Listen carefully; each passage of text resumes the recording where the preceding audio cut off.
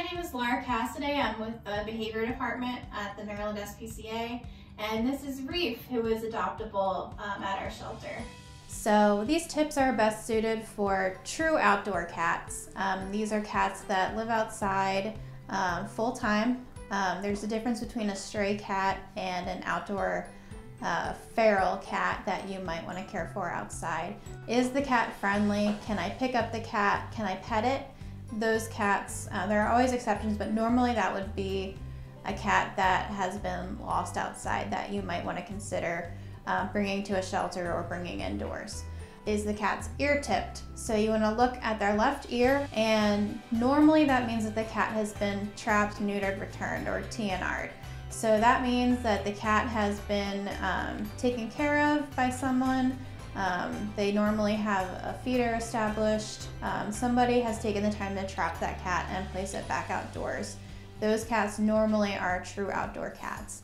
You also want to look at, is the cat crying at doors to come inside? Do they look comfortable outside? If the cat's trying to get inside, they obviously don't want to be outside. So that's a cat that you would consider bringing into a shelter as well. The last thing that you want to look for is the cat brand new? Have you seen it before? If it's a brand new cat that just showed up, they look scared, they look kind of dirty, because they might not be able to take care of themselves outside, then that's a cat that you want to bring into the shelter. So we're looking at these true outdoor cats, sometimes called community cats, sometimes called feral cats. These are the cats that we want to give some extra care this winter because they're going to be staying outside. So the first thing you can do is build a shelter for an outdoor cat.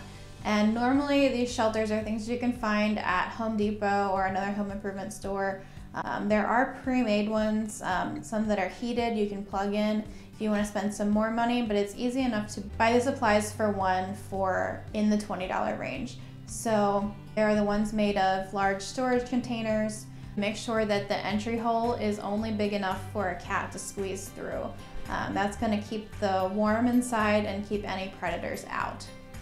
Always use straw to stuff the shelters, not hay. Hay retains moisture, hay gets moldy, and hay gets wet. Straw is what you want. You want to place the shelter on bricks or another elevated surface to keep it warm and off the cold ground. Finally, if you spent all this time building a shelter and your cats just aren't using it, what you can do is fill the inside with a little bit of catnip or put some extra tasty treats inside to get them to investigate it. Once they investigate it and see how warm it is in there, they're going to be more likely to use it in the future. Like I said, these cats are able to thrive outside just fine no matter what kind of weather conditions it is, but you do want to add a few extra calories to their diet during the winter to help them keep their weight on and keep warm. So you want to definitely feed both dry and wet food.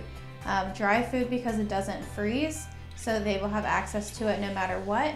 And wet food because it takes less energy to digest and it has more calories in there to keep them warm for longer. Wet food does freeze, so you want to either microwave it if you're able to before putting it down. They do make heated electric bowls, or at minimum you want to place it in a sunny spot that's covered and free from any rain or snow getting into it.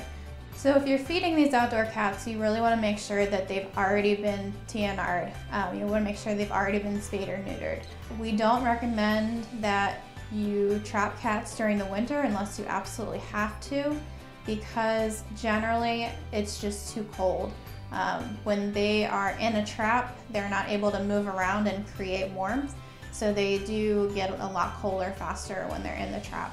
You want to make sure that you're keeping any antifreeze locked up, secure inside. That can be deadly for cats if they consume antifreeze.